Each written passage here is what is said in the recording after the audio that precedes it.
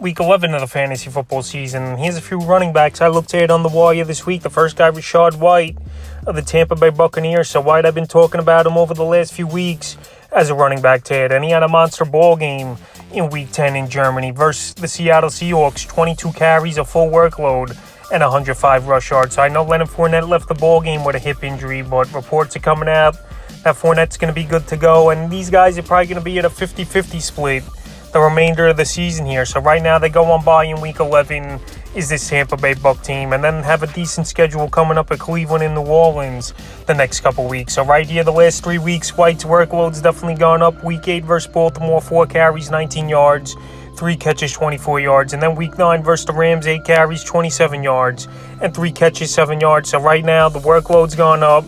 He closed out the ball game in Germany versus Seattle, and he's a guy widely still out there in 56% of fantasy leagues. So right now is the time to get him before it's too late and another owner in your league gets him, and he's a guy you wanted on your roster. The next guy is Jaylen Warren of the Pittsburgh Steelers. So Jaylen Warren, I mentioned him last week, is a guy to get on the wire, and now he got a little bit more work, even though Najee Harris had 99 rushing yards in this game, but 12 touches in the ball game for Warren in Week 10 versus the New Orleans Saints. 9 carries, 37 rush yards, 3 catches, 40 yards. On the season, Warren, he's getting about 6 yards per touch this season here. So right now, available in tons of leagues at 73%. But right now is the time to go out there and get Warren, because an injury away to Najee Harris after we saw him leave the game for a little bit in this. He could be a top 15, top 20 running back remainder of the season. Week 8 at Philly, 6 carries, 50 yards, 3 catches, 25 yards.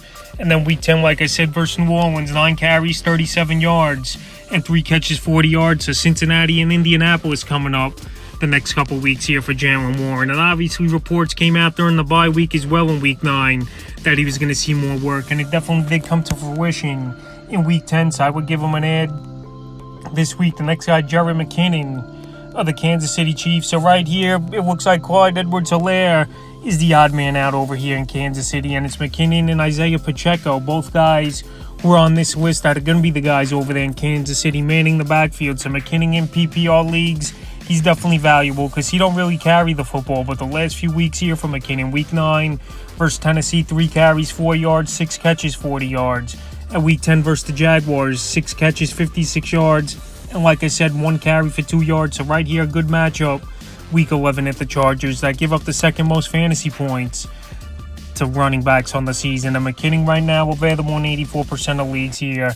He could be a borderline number 2 running back flex option for fantasy owners with more bye weeks coming up, obviously, in Week 11 here. And like I said, this Chief team, it looks like Pacheco and McKinnon are going to be the backs here, with McKinnon the passing downs guy. So right now, in PPR leagues, he's definitely a solid ad off the wire this week. The next guy's his teammate, Isaiah Pacheco of the Kansas City Chiefs. So right here in this ball game, it pretty much was a telling hand that Pacheco is going to be the guy over there getting the early work, and obviously McKinnon third down and passing downs work. So in the ball game versus the Jaguars, 16 carries, 82 yards, and a fumble loss, where Clyde Edwards-Helaire only had 2 touches in the ball game. So right here, Pacheco, he did fumble the football early in the game, but the Chiefs, they didn't shy away from him, and obviously that's a telling sign. So the last few games, I know the numbers haven't been there for Pacheco, but right now, after getting a good workload, he's a guy you got to go out there and get on the wire. Week 7 at the Niners, 8 carries, 43 yards. Week 9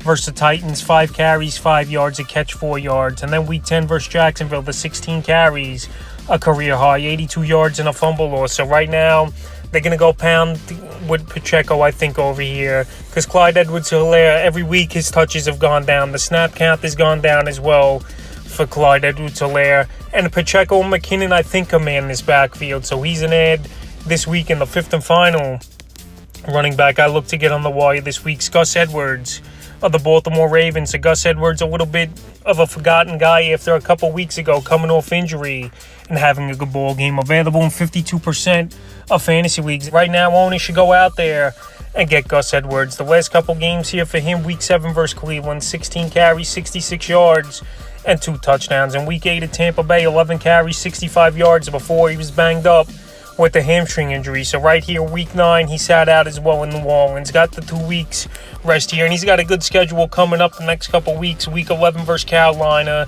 and week 12 with Jacksonville. I know in this one, Kenyon Drake, he's still going to be a factor in this backfield, no doubt about it. But Gus Edwards, more goal line guy, more short yardage guy, more in between the tackles guy. With Drake, a change of pace and a third down back. I think how this backfield's going to go for this Baltimore Raven team. So right now, while he's out there in 52% of leagues and could be a number 2 running back flex option, I would give him an add this week. So that's a few running backs I look to add here in week 11 of the fantasy football season.